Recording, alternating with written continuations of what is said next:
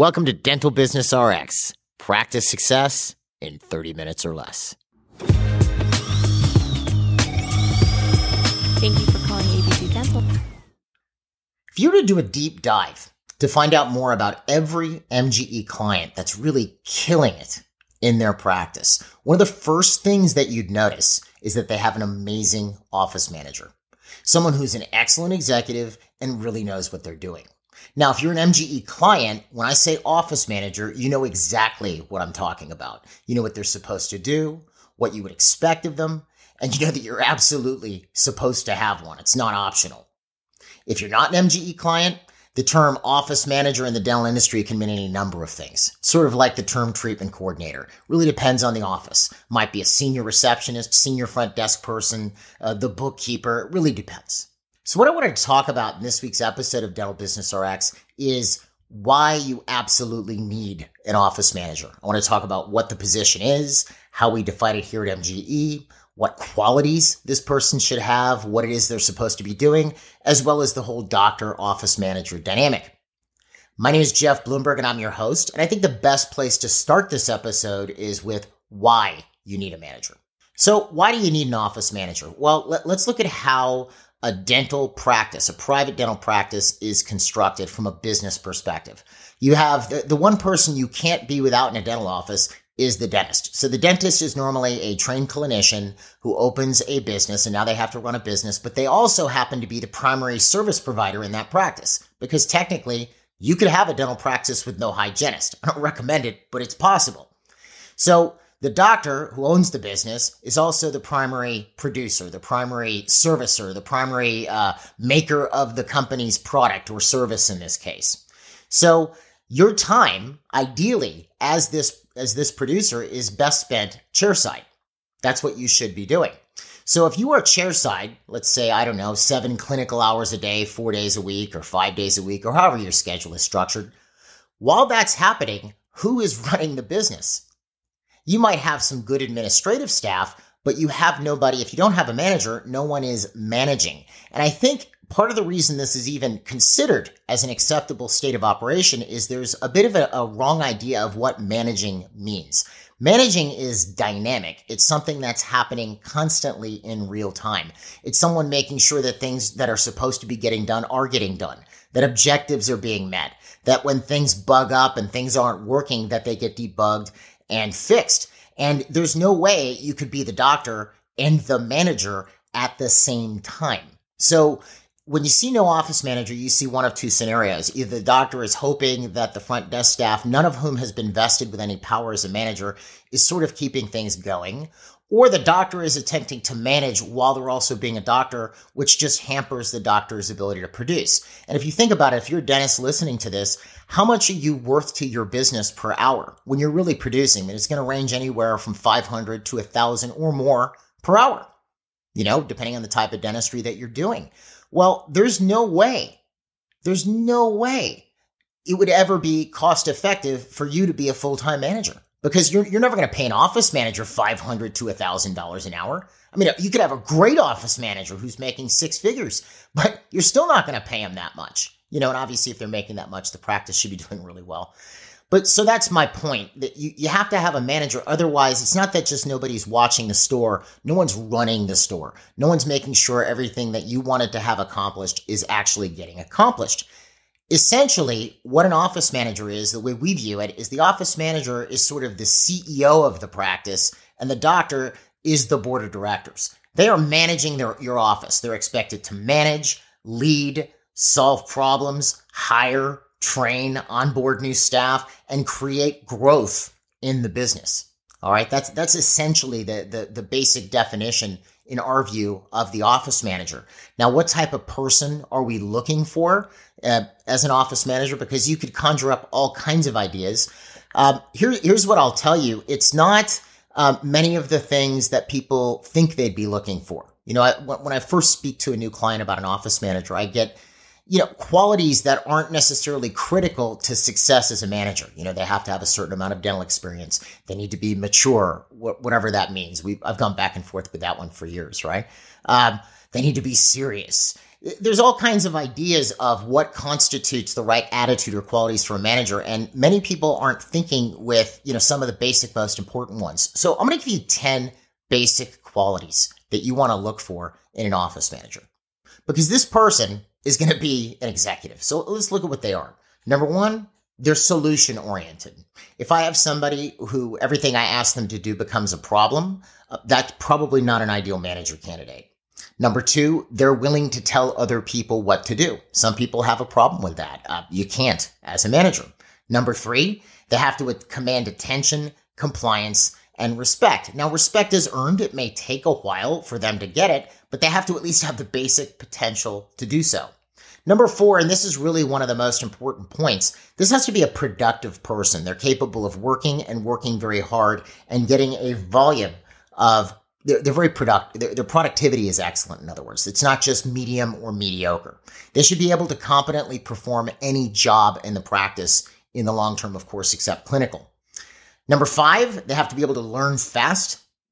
And how would you know that? Well, you train somebody, and if they pick it up quickly and they do it and they perform it correctly, you know that they can learn fast because they're going to have to train other people. Number six, they should be ambitious and driven.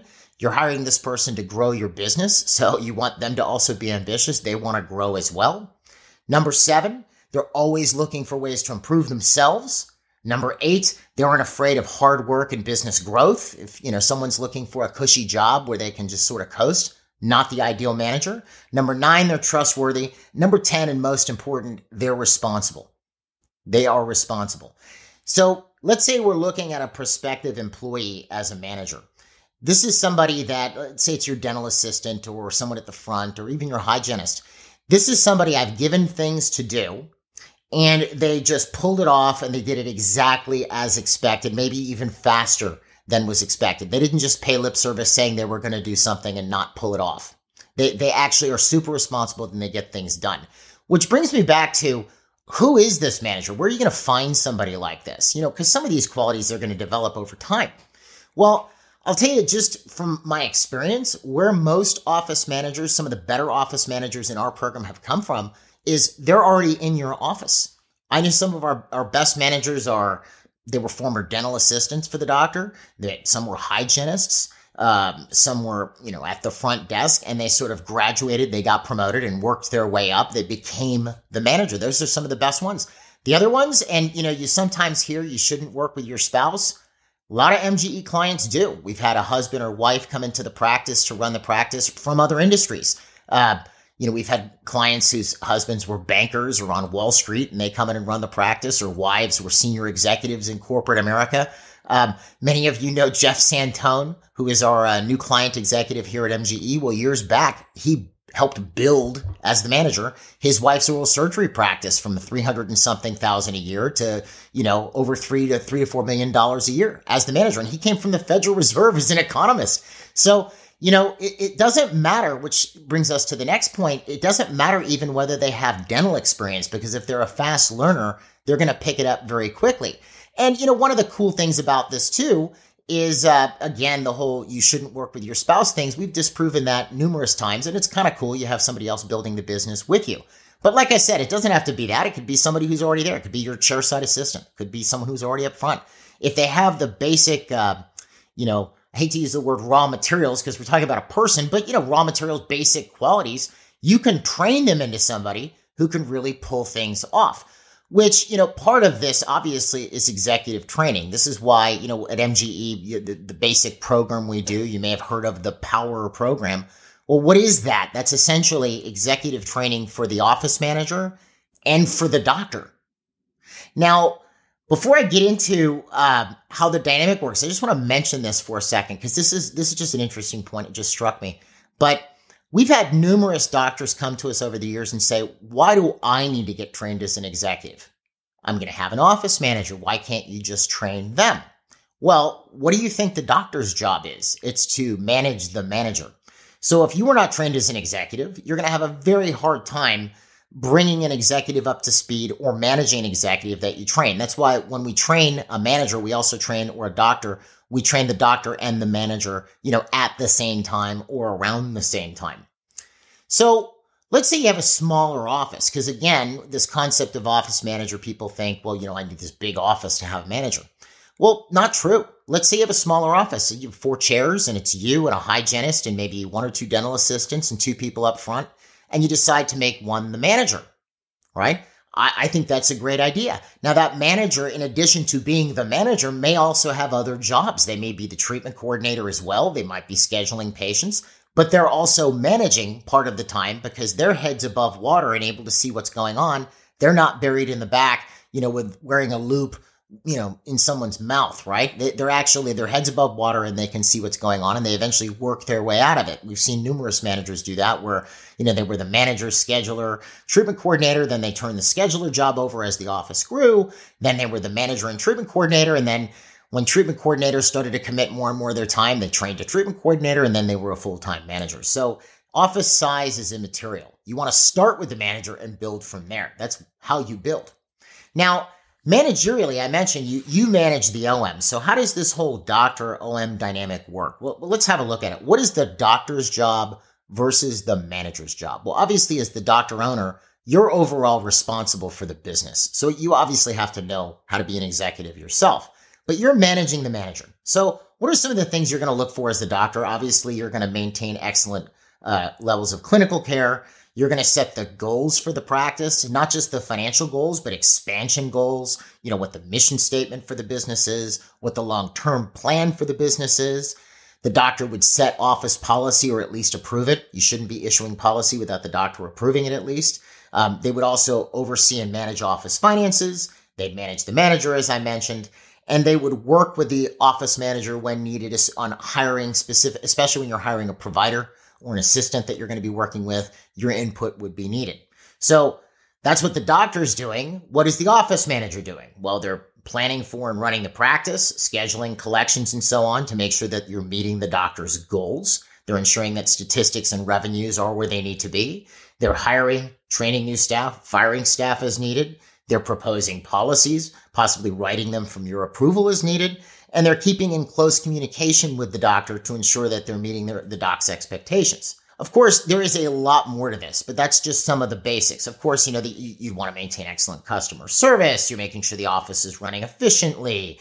You're handling staff conflict. This is all the things the manager is doing. So as far as how the doc and the OM interface, a couple ideas as far as meetings. They'd probably meet weekly and review where things are at with relation to overall practice goals, as well as addressing any other business at hand. We need to hire someone here, fire someone there.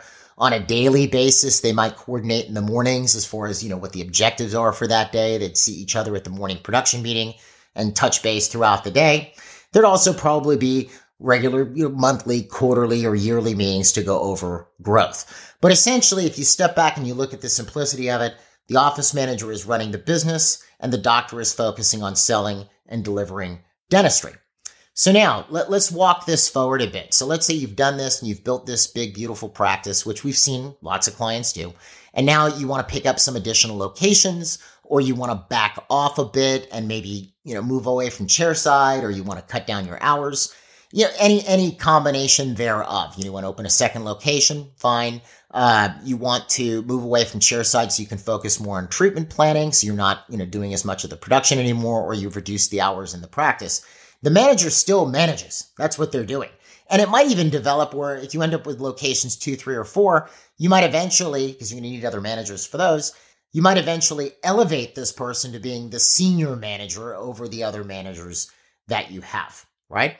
So those are the basics. I know I went through it pretty quick, but I wanted to throw this out there to you because, let's look at reality for a second. You can't ever get back lost time. You might wonder, where am I going with this? Well, let me explain. When we have clients come to the MGE communication and sales seminars where they're learning how to, improve treatment acceptance. And I've got a link for it on the episode webpage if you want to find out more, but essentially that's what those seminars do. When we have clients come to these, it's very routine that the next month they come in and, they had a 10,000, 20,000, 30 or more thousand a month increase. And you'll see a sustained increase. As a matter of fact, if I'm not mistaken, the average increase per client is $288,000 a year. So when you talk to these clients and you go, well, did you add a bunch of staff in order to see that increase? No. Did you send out a bunch of promotion? Well, yeah, but nobody came in on it yet because it takes a while to get responses. Okay. So what changed? Well, I just got patients to want what they need and pay for it. Patients wanted the treatment that they actually needed and they paid for it. And therefore you were able to do more treatment. Instead of that 2 crowns that insurance would cover, they're doing all 6. All right. So the point I'm making is that treatment was always there. Most of these initial increases always come from patients of record. So that additional $30,000 a month that they made the last 2-3 months was always there. That potential was there last year. Do you see? So you could almost say that was $30,000 a month that the office really should have been making, that it was not. All right. And once that time is gone. They're recovering it now, but what if they had started a year prior? And this isn't to make people regret having not started earlier. The reason I'm bringing this up is if you have a manager in your practice and that manager is effective, not only is the office more productive and profitable and successful, you're also achieving the goals that you've set out for in your career. How long is your career? What's the average dental career? 30 plus years. How long do you really want to be going hard? Most people would like to be financially independent in their early 50s, and working because they want to instead of because they have to. Well, if you want to get there, getting there is a lot faster when you have somebody actually responsible running your business. So that's all I have to say about this. I hope that helps as far as illuminating what your manager should be and what this person should be able to do. If you have any questions about this or you'd like more information, you can call us here at MGE at 800-640-1140, or you can find us online at mgeonline.com. I've put links to everything I've discussed in this episode, so if you want to go to the episode webpage and click, you can find out more. Also, just as an aside, we've added a comment section to our episode webpage. So if you have any suggestions, any feedback you want to give me, I do get directly notified when stuff is posted there. I'd love to see it. I'd love to hear from you. Otherwise, last thing I'll ask is if you enjoyed this episode, you want to hear more like it, don't forget to subscribe. It definitely helps. We'd appreciate it more than you'd know. All right, folks, that does it for this week's episode. We will see you next week.